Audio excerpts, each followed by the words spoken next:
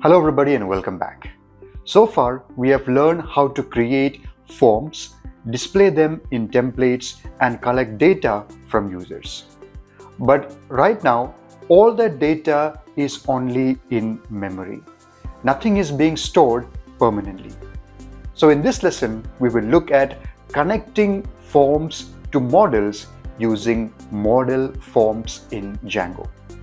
Now model forms are super powerful because they automatically connect your form fields to your database model fields. You don't have to manually create the fields. Django generates them for you.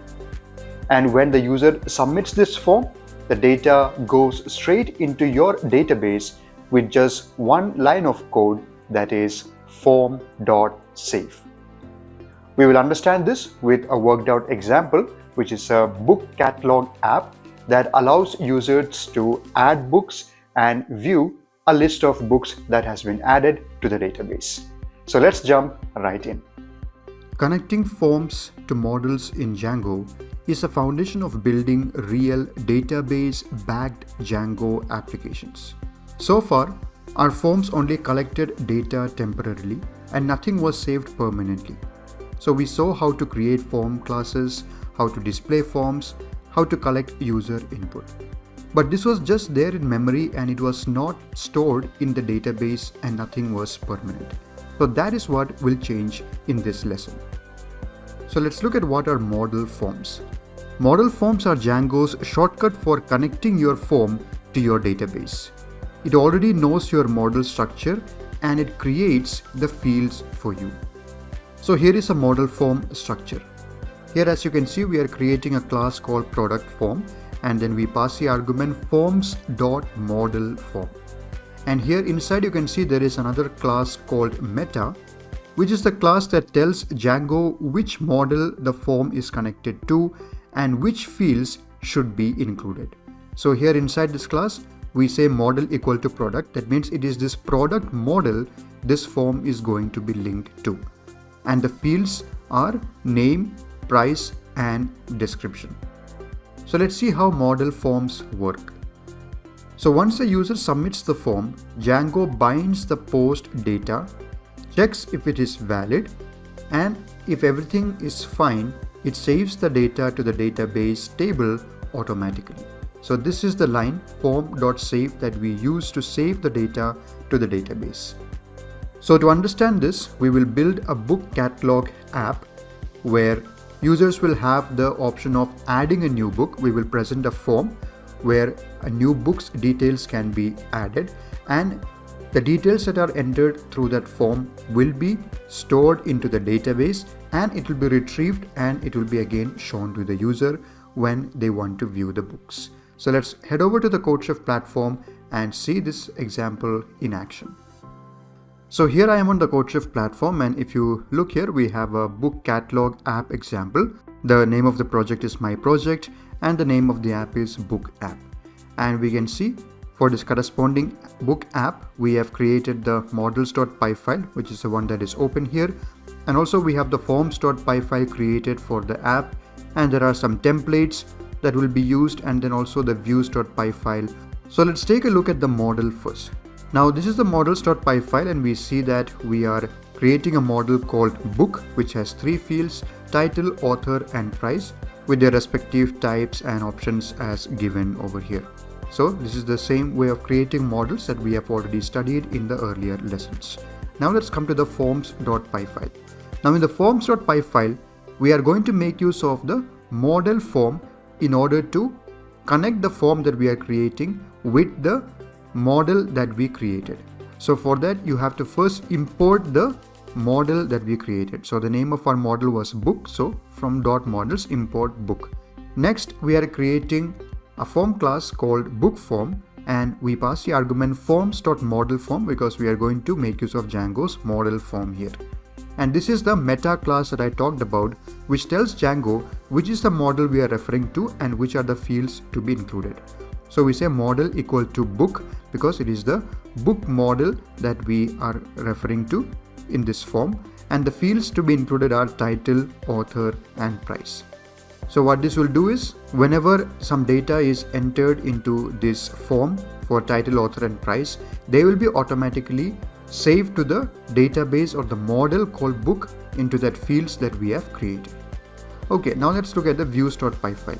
In views.py file, again, as you can see here, we are going to make use of the form that we created. So import the form, which is called book form, and also we are going to make use of the model, so import the book model.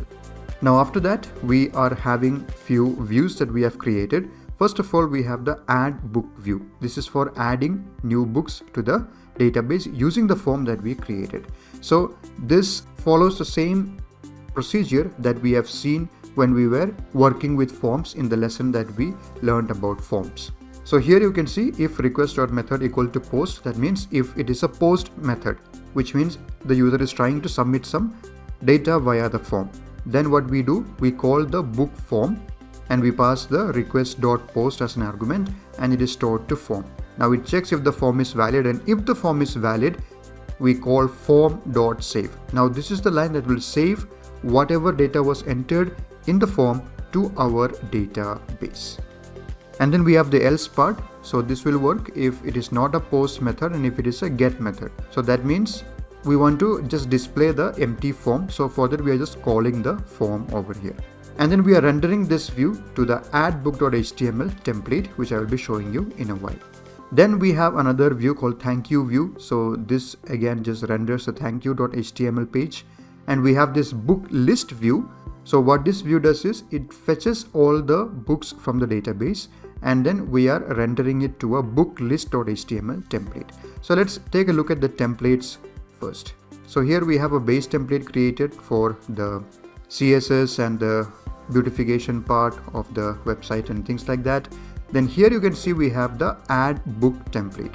So here, as you can see, we are again using this form method equal to post, and the action specifies which view to call. So the add book view will be called over here, and then form.as_p will render all those form fields as proper HTML tags over here. So we have already studied how to do all this when we discuss about forms, so I'll not go into more details of that. Then we have this thank you template, which will just say that the book has been added successfully, and then we have this book list where the book title, the author and the price of all the books that has been added will be fetched and displayed. So here you can see we are using a for loop in order to do that. And then we also have the urls.py file of the project and the app, which is configured to work in the proper way the URLs should work. So I'll not go into details of that. Let me just now run the project and show you how this works. So when I click on the run button, you can see that the server has started, and then the home page loads here, which says add a new book. Let me just open this in a new tab. So here you can see the empty form is just displayed now, and let me add some details into these fields. So the title of the book, let's say Think and Grow Rich, and author I will say Napoleon Hill, and price let me just say 100 for example. So now when I click on add book, what happened is whatever data that I sent through that form is connected to the book model that we have created, and it gets stored into the database. Now here you will see we have an option to view all books. If I click on view all books, you can see Think and Grow Rich by Napoleon Hill is stored over here correctly.